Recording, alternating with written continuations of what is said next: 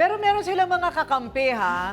May kakampi sila. Kasi in this case, kailangan natin ng ebidensya. Sino ba talaga ang nakasira nung kariton? Kasi paano nga natin pagbabayarin kung hindi natin mapapatunayan na siya talaga yung nanira o nakasira? Hindi naman siguro sinasadya, ano? O, eto na ang kakampi mo. Ang kakampi ni Jojit, ang pangalan niya, Fetus. Fetus, humarap ka na. Ang laki ng fetus!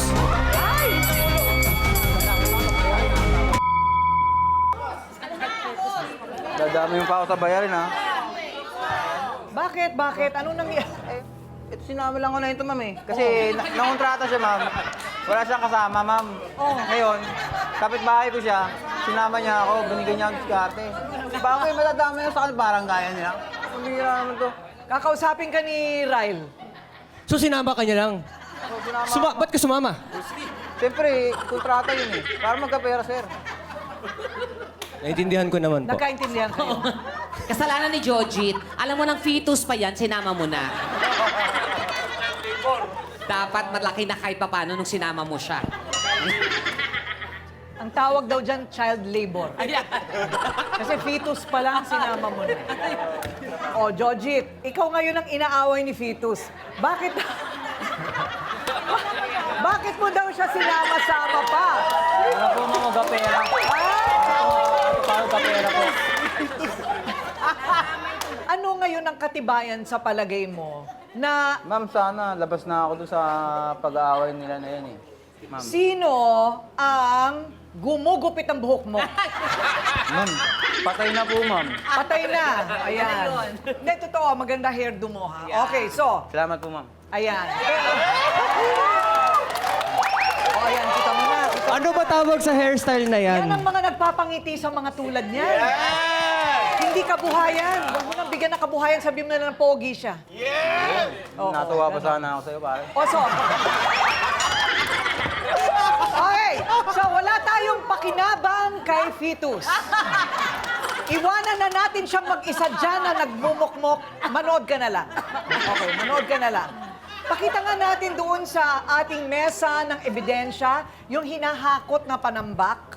Ayan, ma'am. O ayan, eto na po ngayon yung hinahakot na panambak. Meron tayong mga litrato. Anong laman nito? Anong laman? Mga ano po yan? durog po na bato. Mga bato po yan na malalaki. Mga batong malalaki. Pinagtibagan. Pinagtibagan ma'am ng mga pader. Ay, kailangan talaga bakal. Oo, kailangan talaga bakal. So, nakasako, mabigat ito talaga. Mabigat po yan, ma'am. Kaya naman nung mga pinaparentahan mo na kariton itong ganito. Wag lang po ma'am pupunuin, ma'am. Wag lang Tatlo, pupunuin. apat, opo, gano'n. Oo. Posible kaya, Victor? Posible ba? Na iba ang nakasira? Hindi. Hindi ma'am, siya lang talaga ma'am. Totoo po yun. Ay, tao nga, kahit may laman yung karito, nagbibit-bit pa ako ng ano eh, ng nakasama ko, Nga, diba? dalamin mo karton mo. Kahit may laman pa yung, Si ma'am. yung kariton mo. Imagine nyo po, siyempre, pagkuhanan yon kung sira ma'am, hindi niya na itutuloy, di ba? Sasabihin sa akin. Di ba Ano ma'am? ba sira ng kariton? Yung baka lang naman ang may ano ron, di naman yung gulong eh.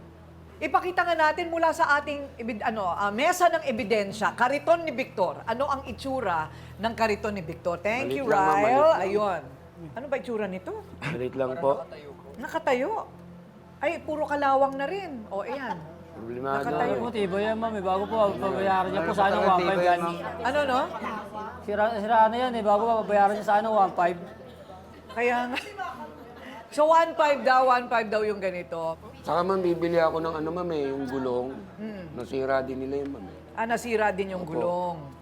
Isipin nyo ma'am, 100 lang po singil ko. Magkano kita niya ma'am? 1.5. Oh. Oo nga naman. Paano naman po? Oo nga naman din. 100 lang ang singil sa renta. Siya naman daw ang nakakita sa sirang kariton na itinutulak ni Jojit. Ba, meron tayong eyewitness. Eto na po ang kakampi ni Victor, Vladimir. Humarap ka na. Ay. Kasi nangaling mo? Oh. Wow. Nangaling ang tao ha. Kaano-ano mo, Victor? Pamangkin ko po. Pamangkin. Oh, Vladimir. si Jojit, ma'am. Ha? Ibinalik niya po yun, nakita ko po yung sirang yung kariton na yun eh. Sabihin niyang ayos. Eh, hindi ko naman po Taga alam saan eh. ba kayo? Taga Ano ma'am, Talabauno. Talabauno po. Bacor. Talabauno sa Bacoor. Bacoor. Nakita mo, dala-dala ni Jojit. Opo.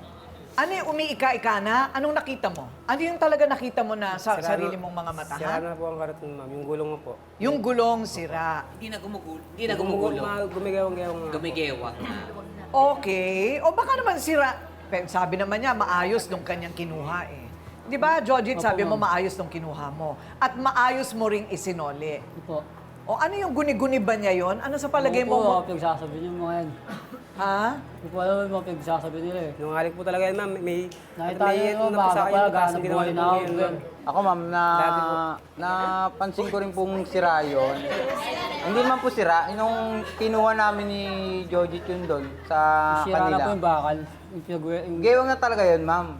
Pero iningatan po namin yun. Iningatan po namin yun. Na maibalik na ganun pa rin yung sistema. Ewan ko baka sa kanila kung bakit pinapapalitan nila yung gulong noon, eh pwede pa naman.